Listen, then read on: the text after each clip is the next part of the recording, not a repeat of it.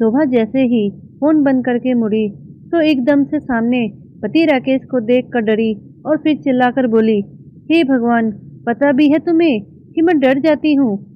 आते हो तो कोई खटका ही कर दिया करो ताकि मेरे दिमाग को पता हो कि तुम आसपास हो। और वैसे एक बात बताओ, तुम तो सैर करने गए थे ना, फिर वापस क्यों आ गए? पत्नी की एक साथ बक सुनकर राकेश जी को भी ताव आ गया। शौक नहीं मुझे तुम्हारे लेक्चर सुनने का, फोन भूल गया था, वही लेने आया हूँ। और निकल ही रहा था कि तुम्हारी बातों ने मेरे कदमों को रोक लिया।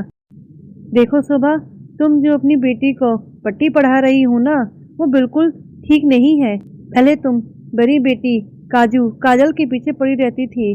अपने पति से काम करवाया कर, बच्चों की जिम्मेदारी उस पर डाल, उसे जरूरत नहीं अपनी सारी सैलरी देने की वगैरह वगैरह। तुम्हारी इन हरकतों की वजह टूटते टूटते बचा है उसका घर। दामाद जी तो छोड़ ही गए थे, उसे यहाँ की बेटी भी रखो और उसकी सैलरी भी रखो। ये तो शुक्र है मेरी बहन का, जिसने बीच बचाव करके सारा मामला ठीक किया, वरना तुमने तो बेटी का दिमाग खराब करने में कोई कसर नहीं छोड़ी थी। भगवान का लाख शुक्र है कि अब वो विदेश में अपने परिवार के साथ सेटल हो गई, और अब तुम छोटी के पीछे पड़ गई कि सास को देवरानी के पास भेज, उसकी भी जिम्मेदारी है। राकेश जी ना चाहते हुए भी ऊंचे लहजे में बोलते गए, हाँ तो क्या गलत कह रही हूँ? हमारी बेटी श्वेता ही सारी जिम्मेदारी क्यों ले, वो ही क्यों संभाले? है ना उसकी देवरानी, जाकर रहे उसके पास भी। शोभा तनकर बोली, तुम्हारी बेटी क्या उसे गोद में लेकर बैठी है? क्या करूँ संभाले? कैसी बातें करती हो शोभा, थोड़ी शर्म करो। सब जानते हुए भी तुम ऐसा कैसे सोच सकती हो? जानती हो ना, सुनंदा जी का छोटे बेटे अंकित के घर मन नहीं लगता, सारा दिन पति पत्नी घर से बाहर रहते हैं। यह मत भूलो, रामगढ़ से दिल्ली लाने का फैसला तुम्हारे दामाद समर्थ का ही था। पति के गुजरते ही सुनंदा जी का घर बेच दिया बेटों ने। अब माँ कहाँ जाएगी? इन्हीं के साथ रहेगी। राकेश जी अब थोड़े ताव में आ गए। हाँ तो जब हिस्सा बराबर कर लिया है तो माँ की जिम्मेदारी भी उठाए ना। शोभा अब पति से पूरे बहस करने के मूड में आ गई। पता नहीं श्वेता क्यों तुम्हें यह सब बताती है। देखो शोभा, यह उनका पारिवारिक मामला है, तुम बेटी के दिमाग में गलत बातें मत भरो। माँ है वो, उसकी इज्जत करनी सिखाओ। अगर ऐसा नहीं कर सकती तो भगवान के लिए चुप रहो। घर तोड़ने में सास का रिश्ता तो यूं ही बदनाम है। तुम जैसी माएँ भी कम जिम्मेदार नहीं होती। दूर रहो इन सब से। राकेश जी ने दोनों हाथ जोड़कर गुस्से में पत्नी की ओर देखकर कहा। पति की ओर जब शोभा ने गुस्से से देखा तो राकेश जी यह कहकर, मैं भी किसे सिखा रहा हूँ, सिर को सहलाते हुए अपना फोन लेकर बाहर निकल गए। श्वेता राकेश और शोभा की दूसरी संतान थी, जिसकी 10 साल पहले दिल्ली में कार्यरत सॉफ्टवेयर इंजीनियर समर्थ के साथ शादी हुई थी। समर्थ के माता पिता राजस्थान के रामगढ़ शहर में रहते थे। समर्थ अपनी पत्नी, 7 साल की बेटी और 5 साल के बेटे के साथ दिल्ली में एक किराए के मकान में रहता था। कभी कभार माता पिता से मिलने रामगढ़ चले जाया करते थे। सब सही चल रहा था। श्वेता पढ़ी लिखी थी, लेकिन घर पर ही थी। घर की देखरेख और बच्चों की अच्छी परवरिश के लिए श्वेता ने नौकरी न करने का फैसला किया। एक कमाई से थोड़ा हाथ खींचकर चलाना पड़ता था, लेकिन फिर भी सब ठीक चल रहा था। समर्थ के छोटे भाई अंकित का विवाह 4 साल पहले हुआ था। दोनों पति पत्नी अलग अलग अस्पताल में बतौर नर्स काम करते थे। दिल्ली में रहना उनकी आर्थिक स्थिति के अनुकूल नहीं था, इसलिए दिल्ली से बाहर अपने लिए नौकरी तलाश रहे थे। एक कमरे में छोटे से फ्लैट में अपनी बसर कर रहे थे। दोनों भाइयों की जिंदगी की गाड़ी खींच रही थी। अचानक से 2 साल पहले पिता की दिल के दौरे से मृत्यु ने उनकी जिंदगी में एक नया अध्याय शुरू कर दिया। समर्थ परिवार का बड़ा बेटा था। शुरू में अपनी माँ सुनंदा को हर महीने देखने जाता रहा, लेकिन वापस आने के बाद वो कई दिनों तक माँ की चिंता में ही खोया रहता। भले ही उसके चाचा का परिवार भी उसी शहर में था, लेकिन घर में तो उसकी माँ अकेली ही थी। गुजर बसर के लिए पापा की पेंशन थी और छोटा सा अपना खुद का घर था। माँ ज़्यादा पढ़ी लिखी नहीं थी, इसलिए छोटी छोटी बातों से बहुत जल्दी घबरा जाती थी। हर बात के लिए समर्थ को फ़ोन करती। छोटा बेटा अंकित और उसकी पत्नी नम्रता ज़्यादातर अपनी नौकरी की वजह माँ की जिम्मेदारी की तरफ ध्यान नहीं दे पाते थे। पापा के अचानक चले जाने से माँ काफ़ी टूट सी गई थी और स्वस्थ रहने लगी थी। लेकिन जैसे भी हो, वो दोनों बेटों को ज़रा तकलीफ नहीं दे रही थी, खुद को संभाल रही थी। समर्थ जब भी माँ से मिलने जाता तो उसे माँ को अकेला छोड़कर आने को मन नहीं होता। उसने चाचा से बात की तो उन्होंने कहा कि अगर अपने साथ रख सको तो इससे अच्छी बात क्या हो सकती है। इस घर को बेचकर तुम तो दिल्ली में घर खरीदने में मदद हो जाएगी। समर्थ ने इस विषय पर श्वेता से बात की तो घर का बहुत सारे पैसे आएंगे। इस लालच में बिना किसी और बात पर विचार किए झट से मान गई। अंकित भी समर्थ से सहमत हो गया। बैठे बिठाए पैसे मिले, किसे बुरे लगते हैं। सुनंदा ने देखा कि बेटे उसकी जिम्मेदारी लेने को तैयार है तो उसने घर बेचने की सहमति दे दी। जल्दी ही लेनदार भी मिल गया और घर भी बिक गया। माँ ने कुछ सामान बेच दिया और कुछ 2-3 बक्सों में भरकर देवर के स्टोरेज में रखवा दिया और माँ दिल्ली बड़े बेटे के पास आ गई। शुरू में सासू माँ के साथ ठीक रही, लेकिन जल्दी ही वो हर बात से खींचने लगी। माँ के आने से खर्चा काम बढ़ने लगे। बेटी तन्वी के कमरे में ही दादी का पलंग लग गया और साथ में एक छोटा सा टीवी भी। दादी पोती खूब मज़े से अपना वक्त बिताने लगे। सुनंदा तन्वी को खूब कहानियाँ सुनाती और जब दिल करता टीवी पर अपनी पसंदीदा प्रोग्राम देखती। उसे वहाँ बहुत अच्छा लगने लगा। समर्थ के घर के पीछे ही मंदिर था। शाम को वहाँ के कीर्तन में जाने लगी। जल्दी ही बहुत सारी सहेलियाँ भी बन गई। सासू माँ आकर एकदम से निश्चिंतता के घोड़े पर सवार हो गई। यह बात श्वेता को जलन के कुएं की ओर धकेलने लगी। वो सुनंदा को बात बात पर टोकने लगी। कभी टीवी नहीं चलाओ, बेटी ने पढ़ना है।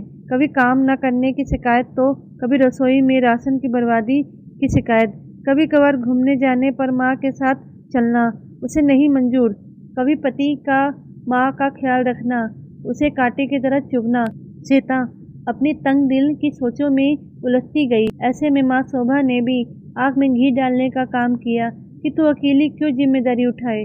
अंकित की पत्नी नम्रता क्यों आजाद रहे। बात तो माँ ठीक कह रही है। जब हिस्से में बराबरी चाहिए तो माँ भी बारी बारी से रहे। अब पति पत्नी में हर रोज तनाकसी होने लगी। समर्थ माँ को पास रखना चाहता था। छोटे भाई के पास मुनासिब जगह नहीं थी। माँ कहाँ रहेगी, एक ही तो कमरा है उसके पास। लेकिन श्वेता अड़ गई। उसे अंकित के पास भेजो। माँ के साथ घंटों फोन पर बातें करती, सिवाय सुनंदा की बुराई के और कोई दूसरी बात नहीं थी दोनों के पास। सुनंदा इस बात को बड़े अच्छे से महसूस करने लगी कि इन दोनों की गृहस्थी उसकी वजह से खराब होने लगी है। बेटा तनाव में रहने लगा। घर की शांति खुशी खत्म होती नजर आ रही थी। आखिर उसने छोटे बेटे के पास जाने का मन बना लिया। सुनंदा अंकित और नम्रता के पास श्वेता की खुशी के लिए आ गई। बाहर ड्राइंग रूम में ही पलंग पर सोती। पति पत्नी में से जो भी रात की शिफ्ट करके आता वो रात वो अंदर अपने बेडरूम में सोया रहता।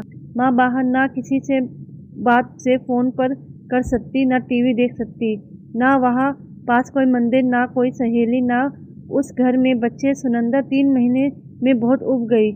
छोटी बहू अपने में ही मस्त रहती। छुट्टी वाले दिन खरीदारी करने अकेले निकल जाती और देर रात तक लौटती। समर्थ जब भी माँ से बात करता तो वो उसे सब ठीक है कह के आश्वस्त कर लेती। लेकिन एक दिन सुनंदा रो पड़ी और कहने लगी, बेटा मुझे ले जा यहाँ से। जैसे श्वेता चाहेगी मैं वैसे ही रह लूँगी, लेकिन बस अब और यहाँ नहीं। अपनी माँ की ऐसी आवाज़ सुनकर समर्थ उसी समय जाकर माँ को ले आया। माँ खुश थी। बच्चे, मंदिर, सहेलियाँ, कीर्तन, टीवी सब फिर से मिल गया। लेकिन श्वेता वैसी की वैसी रही। हर रोज चिक चिक उसका स्वभाव बन गया। जिंदगी फिर से उसी ढर्रे पर चल रही थी कि अचानक से फिर से एक मोड़ आया। रामगढ़ से चाचा की अचानक मृत्यु की खबर आई। समर्थ और माँ उसी रात की गाड़ी से रामगढ़ के लिए रवाना हो गए ताकि अगले दिन संस्कार में शामिल हो सके। रामगढ़ में एक हफ्ते गमहीन माहौल में रहने के बाद समर्थ ने माँ को वापस चलने के लिए कहा तो माँ ने कहा कि वो शिल्पा चाची के साथ कुछ दिन और रहेगी। दोनों देवरानी जेठानी में अच्छी बनती थी, एक दूसरे से खुलकर अपने मन की बात कर लेती थी। माँ को लगा कि शिल्पा को अभी उसकी जरूरत है, इसलिए अभी वो यही रहेगी। 2 हफ्ते बाद आकर उसे ले जाना। अंत्येष्टि से संबंधित सभी विधि विधान के समापन और मेहमानों के चले जाने के बाद दोनों देवरानी जेठानी अकेले में बैठकर अपने सुख दुख साझा करने लगी। अपनी बातें खत्म करने के बाद शिल्पा सुनंदा से उसका हाल पूछने लगी। और भाभी, दिल्ली में सब कैसा है? मन लग गया आपका? श्वेता आपका ख्याल तो रखती है ना? एक साथ शिल्पा ने प्रश्नों की झड़ी लगा दी। एक लंबी सांस लेकर सुनंदा ने अपनी चुप्पी तोड़ी। दिल तो छोटी अपने घर में ही लगता है, दूसरों के घर तो लगाना पड़ता है, खुद को समझाना पड़ता है हर घड़ी हर पल की। अब यही तेरा घर है। शिल्पा सुनंदा के हाथ पर हाथ रखकर हैरानी से बोली, ऐसा क्या हो गया भाभी? ऐसे क्यों बोल रही हो? मेरा दिल बैठा जा रहा है। क्या हुआ भाभी? भगवान के लिए मुझसे कुछ मत छुपाना। सुनंदा, जानती हो छोटी, हम हमेशा भगवान से यही दुआ मांगते हैं कि कुछ और दे ना दे, मोहताजी ना देना। अधीनता की चुपड़ी हुई रोटी से अच्छी अपनी रूखी सूखी है। कम से कम उसमें सुकून है, शांति है। हर रोज आसपास किस्से कहानियाँ में सुनते हैं कि इंसान को अपने जीते जी अपना प्रभुत्व निष्ठा तब तक दूसरों के साथ में नहीं देना चाहिए जब तक अपनी हिम्मत और विश्वास जवाब न दे। जानती हो शिल्पा, हम औरतें भावनाओं में बहकर फैसले लेने में बहुत जल्दबाजी कर जाती है, खासकर जब बात ममता बच्चों की है। पति जीते जी तो ख्याल रखते ही है, मरने के बाद भी सारा इंतजाम करके जाते हैं। समर्थ के पापा मेरी रोटी कपड़ा छत सबका इंतजाम करके गए और मुझे देखो एक पल में सब गवा बैठी। सोचा बेटे खुद आगे बढ़कर जिम्मेदारी उठा रहे हैं तो मैं किस बात की रोक लगाऊं। शिल्पा, लेकिन भाभी, माँ बेटे के पास नहीं रहेगी तो कहाँ जाएगी? पति के जाने के बाद वही तो उनका सहारा है। सुनंदा, हाँ सहारा तो है, लेकिन माँ भी तो इंसान है, उसका भी आत्मसम्मान है, उसका भी एक वजूद है, उसे भी दर्द होता है जब बेवजह की बातें सुननी पड़ती है। शिल्पा, क्या भाभी समर्थ भी? सुनंदा आंखों से आंसू पोंछते हुए बोली, नहीं, समर्थ तो बहुत ख्याल रखता है मेरा। न जाने क्यों शिल्पा ही अपनी गृहस्थी में मुझे अपना नहीं पाई। मेरी हर बात पर उसे आपत्ति है। कभी टीवी देखना, कभी रसोई में जाकर कुछ बनाना, कभी देर शाम तक महिलाओं के साथ बैठकर बातें करना। मुझे समझ ही नहीं आ रहा कि मैं क्या करूं। मैं करूं तो क्या करूं? कैसे रहूं वहां? चुप रहकर देख लिया, जवाब देकर भी देख लिया। वो कहीं न कहीं से हर रोज मेरे हर काम में दोष ढूंढ ही लेती है।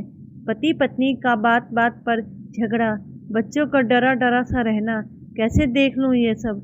अपनी माँ से हर रोज घंटे बातों करती है जिसमें अधिकतर मैं ही विलेन होती हूँ। पहले तो धीमी सुर में बात करती थी, लेकिन अब तो उसे मेरे सम्मान की भी तनिक परवाह नहीं। मेरा अब दम घुटता है वहाँ। छोटी बहू तो पहले से हमसे घुली मिली नहीं, उसके घर भी जीवन सूना और यहाँ परेशान एक घुटन में निकले मेरे यही 2 साल। सच बताऊं शिल्पा, मेरा वापस जाने का अब बिल्कुल मन नहीं।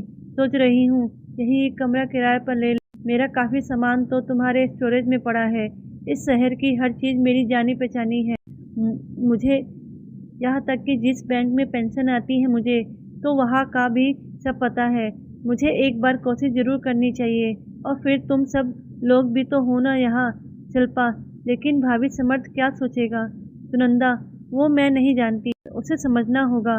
क्या तुम्हारी नज़र में है कोई ऐसी जगह? शिल्पा, हाँ, 4 घर छोड़कर शर्मा जी का घर है। सुना है वो 1 साल के लिए बाहर गए हैं।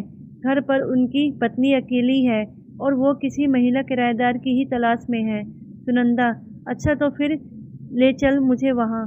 शिल्पा भाभी का प्यार से हाथ पकड़ते हुए बोली, भाभी यही भाभी यही रह जाओ, अब तो मैं भी अकेली हो गई हूँ। सुनंदा उसके चेहरे को प्यार से सहलाते हुए बोली, तेरा दिल बहुत बड़ा है और उसमें मेरे लिए प्यार भी बहुत है और मैं उस प्यार को खोना नहीं चाहती। यह भी बहू बेटों वाला घर है। मुझे फिर से कोई कहानी नहीं चाहिए, तुम मुझे बस वहाँ ले चल। शिल्पा, ठीक है दीदी, कल चलेंगे। बहुत बड़ा फैसला है, रात भर अच्छे से सोच लो। अगले दिन दोनों जाकर किराए के कमरे का फैसला कर आई। मकान मालकिन अलका जी सुनंदा जी की ही उम्र की थी। उसे एक साथ मिल गया सुनंदा उसने सुनंदा को हर सुविधा देने का आश्वासन दिया। उसी दिन सुनंदा ने वहाँ अपना एक छोटा सा घर बना लिया।